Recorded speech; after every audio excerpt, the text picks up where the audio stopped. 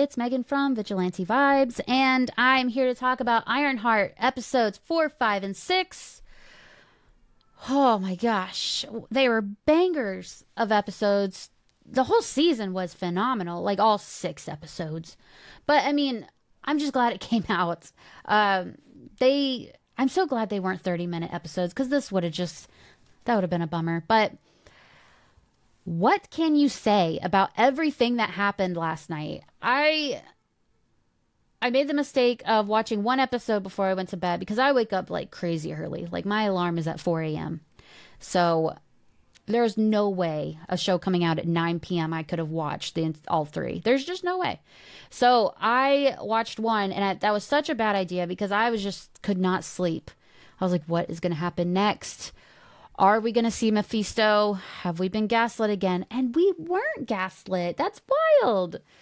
So, spoiler alert, Mephisto is played by Sacha Baron Cohen. And he was in his human form, which creeped me out. But we did get to see a slight bit of him if you looked into the spoon and his reflection with the red skin and the yellow eyes. That's crazy. But also, this is a good time to mention that, remember like a month or 2 ago when there was a picture of him going around and they said, oh, this is a leak from Ironheart? Stop listening to those pictures. It wasn't a leak.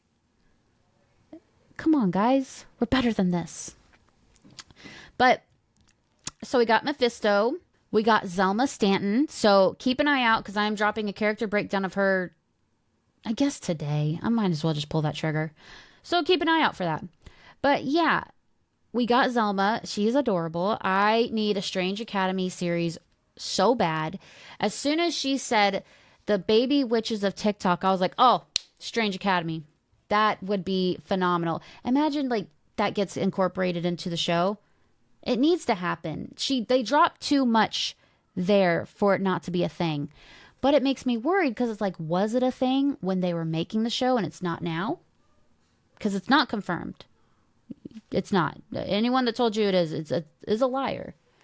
So I'm curious to know what where we're going to be with that. But Zelma was phenomenal. I would die for Zelma.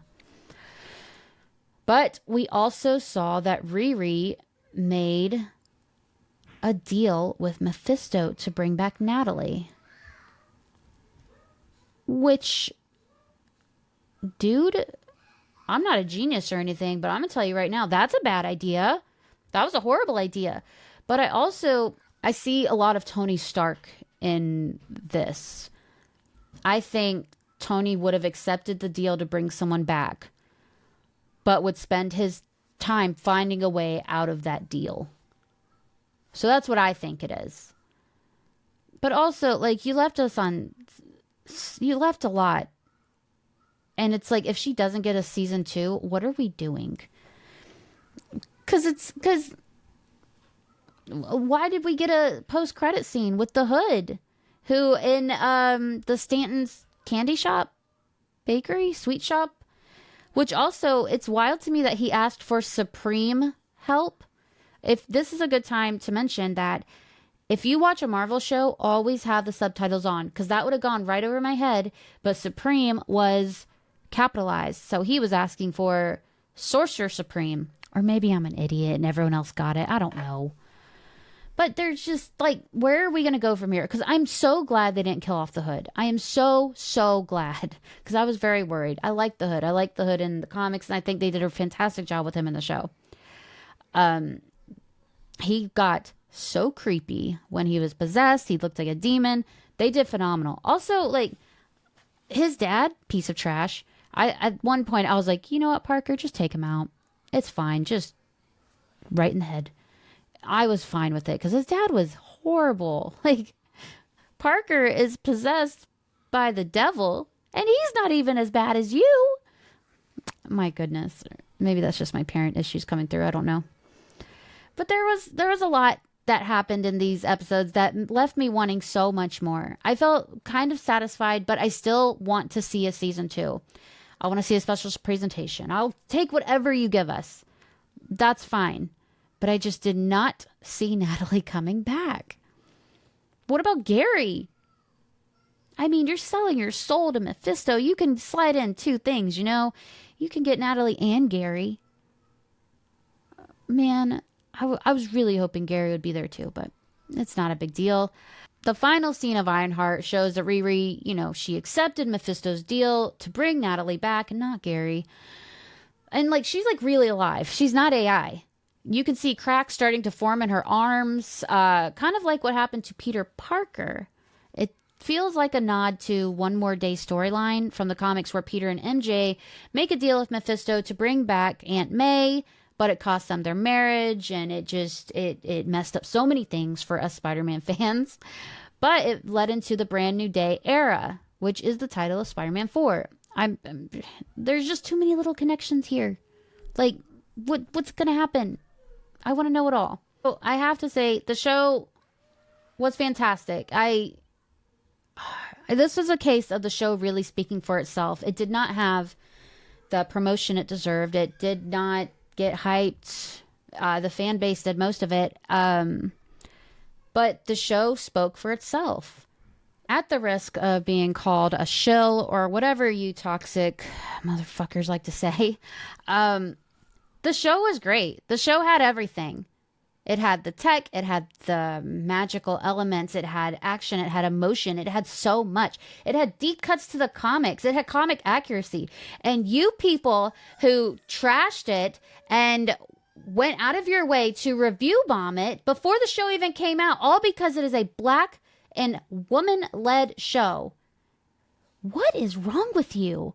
Are you okay? Like, you didn't even give it a chance. The show was phenomenal. It was only 6 episodes, but it covered so much. So much happened. Yet, you people who say, oh, it's just a female Tony Stark. They're just trying to replace him. She's just going to boss bitch her way to the end. Are you kidding me? This show dealt with actual stuff. We saw panic attacks. We saw grief. We saw so much. And you people still hide behind a laugh react, then you won't even watch the show. People hiding behind a laugh react because you didn't even watch the show. All you do is complain and bitch that you want comic accuracy. You don't like race swaps. You don't like gender swaps. Then they give you comic accuracy and you hate it. You bash it. You try to ruin it by review bombing it so Marvel doesn't make any more of this stuff. So comic accuracy, you only want it when it applies to your white, male, and straight heroes, right? Because that's what I'm hearing. What is wrong with you people? If you don't like it, don't watch it.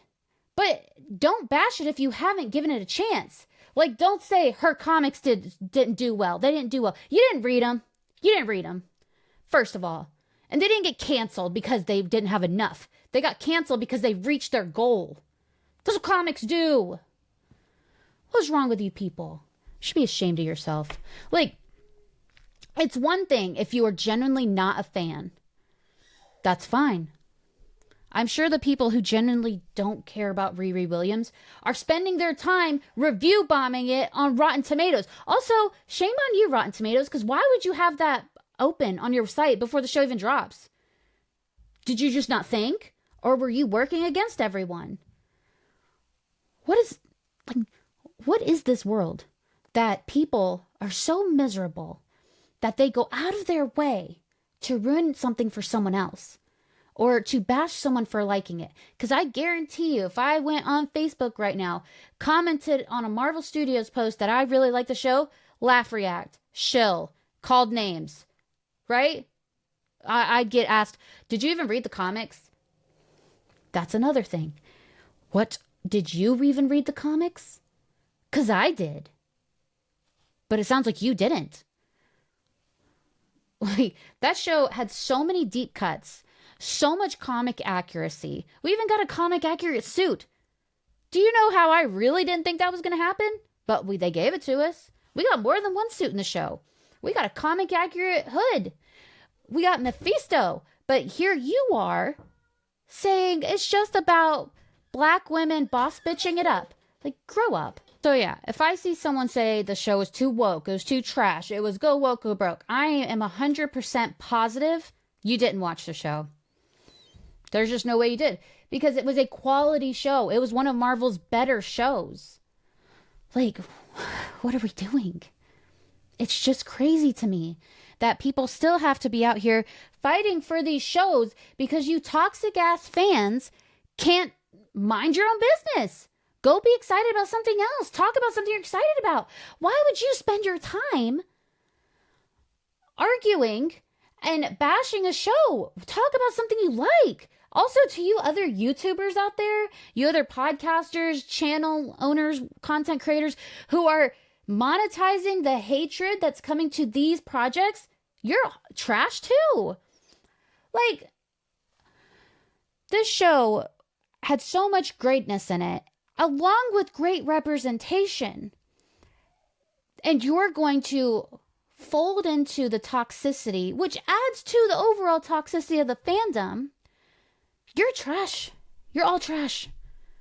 My God, why would you spend hours talking into a mic about something you hate?